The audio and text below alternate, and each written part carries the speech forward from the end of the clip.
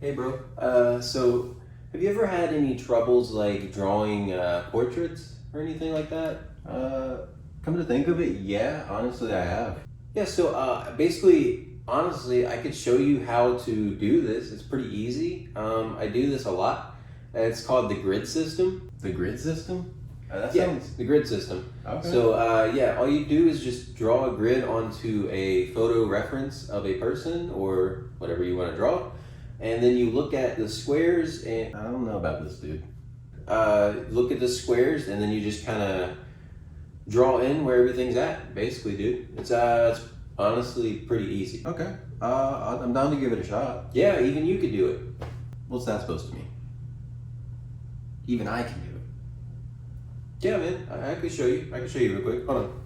I'm just gonna grab this from you real quick, and then let me show you. Okay, so let's get right into this video. If you could leave a like, comment down below, and subscribe to this channel. Hit the bell notification for more videos like this. Also, sorry for that intro. I was trying something new first time, so hopefully y'all liked it. And let's get right into this video. Okay, so first off, I am using Clip Studio Paint program on my computer as usual. I am using my laptop that is touchscreen, and I'll be doing this digitally, but you can also follow these guidelines for traditional art, as I always try to do, because I love using both mediums. But basically, as you can see right here, you take a square photo and you just segment it into however many squares you want. It doesn't have to be this many, it could be any. And I didn't do the squares perfectly. They don't have to be like completely perfect, but it helps. I was kind of just in a rush for this one. But basically, I segmented it into 16 squares for this. So make sure that the drawing canvas that you're using has the same amount of squares as the reference image. You just do straight lines, cut it off. There's better ways to do them more evenly, but this is what we're starting with. Also, this is my my artist friend from Instagram. Her Instagram handle is Bulbasaurian, so go follow her. I'll put her link down below. And yeah, so she has awesome Pokemon drawings on her page, and she does a lot of other stuff too, and even has like an Etsy store, so I definitely recommend checking her out.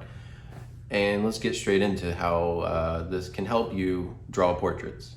Okay, so basically first step you're gonna wanna do is look at each square. I started with this like kind of middle one, and see where the lines meet up. Like if her eyes are a little bit like towards the bottom left corner of the square, make sure in your thing you can also put it where it lines up with the reference image in the square. So this helps you because you can do it from segmented parts of the photo instead of just looking at a photo and trying to do it. Most of the time I do it that way because I've used this so many times in art school like a long time ago, and I'm just so accustomed to just looking at a reference image and drawing it, but this definitely helps you begin to learn how to do that. Right here, as we're paused, we have the head shape. And like I said, basically you just look at where these lines of like her hair, eyes, and eyebrows and everything meet inside of each square. Okay, so here we are doing the facial features. So we're doing the eyebrows, the eyes, nose, and the mouth, everything inside the face.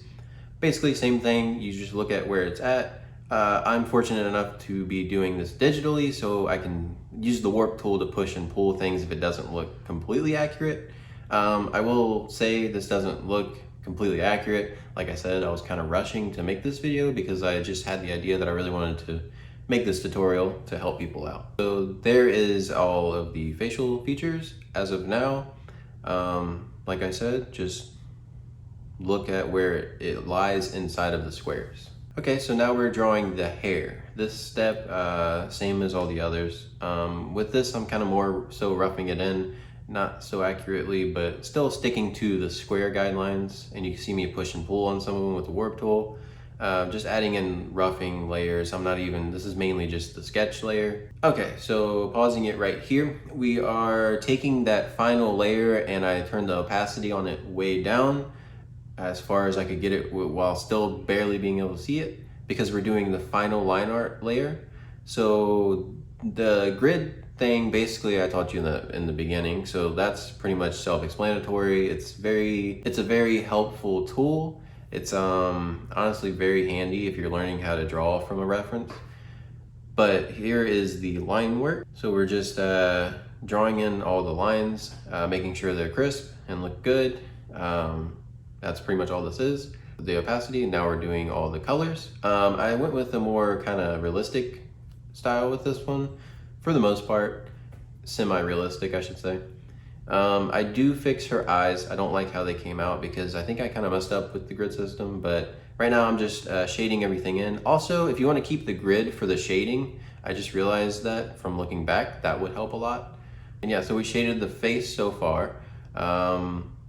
Definitely gonna change the eyes. So now I redrew the eyes in. I like this angle a lot better. It matches the picture a lot more. There's gonna be things that you gotta fix. I am shading in all of the details, and I noticed I left a little spot right there, so I'm just touching that up.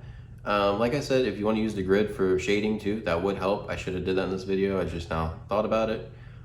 But yeah, so definitely stick to that if you'd like to.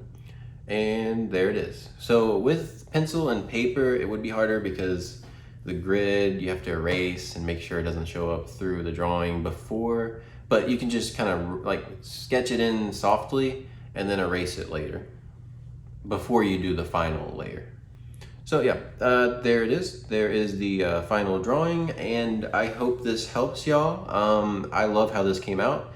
I usually do use this method still to this day sometimes, but also sometimes I like to just kind of freehand it and look at an image and do it. Once you get more comfortable with using this method or any method that you find, you can do this from just looking at an image. I feel like you can train your mind to do that, but I've always kind of gravitated towards it. I am, as you can tell from some of my older videos, my manga series and stuff, trying to get out of using references so much. A lot of artists do use references, so don't put yourself down if you use a lot of references. That's normal, a lot of people do it. Most of your favorite artists on Instagram or anywhere use references, so it's not a bad thing. I just want to get better at drawing from my head. But like I said, I hope this helps anyone that's starting out to draw or anyone that's been drawing that just needs to improve in portraits. This really helped me in high school. I love my high school teacher. She was the best.